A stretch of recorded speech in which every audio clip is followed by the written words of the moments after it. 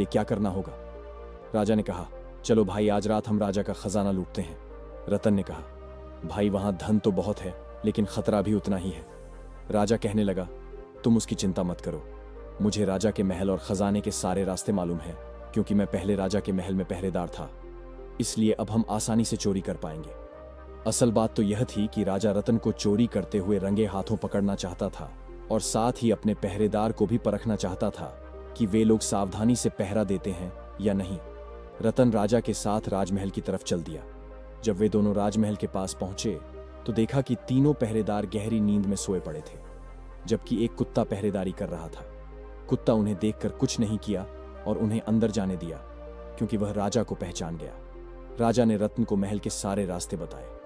रतन खजाने वाले कमरे तक पहुंचा और वह ताला तोड़ने लगा कि तभी एक पक्षी बोला और कुत्ता भौंकने लगा। रतन ने राजा से कहा कि तुम यहीं पर बाहर खड़े रहो, मैं अंदर जाकर तिजोरी का ताला तोड़ता हूं।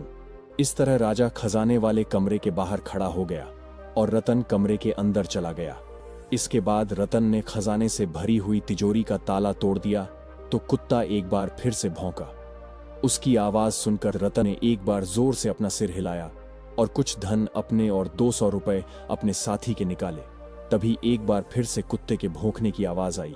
रतन ने रुपए वापस तिजोरी में रख दिए और राजा के पास जाकर उसके पैरों में गिर गया और कहने लगा, महाराज, मैं आपका चोर हूं और आप मेरे स्वामी हैं। आपने मुझे चोरी करते हुए रंगे हाथों पकड़ लिया है।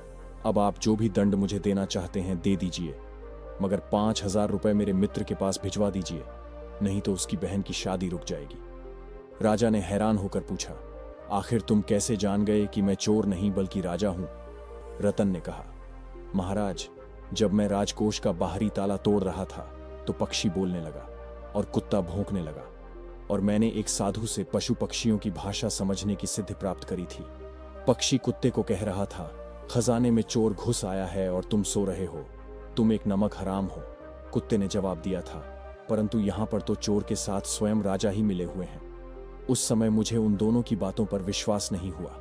जब पक्षी ने दोबारा यह बात कही तो कुत्ते ने फिर से वही जवाब दिया। तब भी मुझे उनकी बातों पर यकीन नहीं था, मगर जब तीसरी बार भी वह यही बात कहे तो मैं समझ गया कि आप स्वयं राजा ही हो। इसके बाद रतन ने गहरी सांस ली और कहा, महाराज, कृपया करके 5000 रुपए मेरे मित्र के पास भिजवा दीजिए। मेरे लिए आप जो भी सजा तय करेंगे मुझे मंजूर है। राजा ने रतन को गिरफ्तार करने के बजाय उसे खुद अपने खजाने में चोरी करवाया और कहा कि वह यह सारा खजाना तुरंत अपने घर पर पहुंचा दे। साथ ही जाते जाते राजा ने रतन के घर का पता भी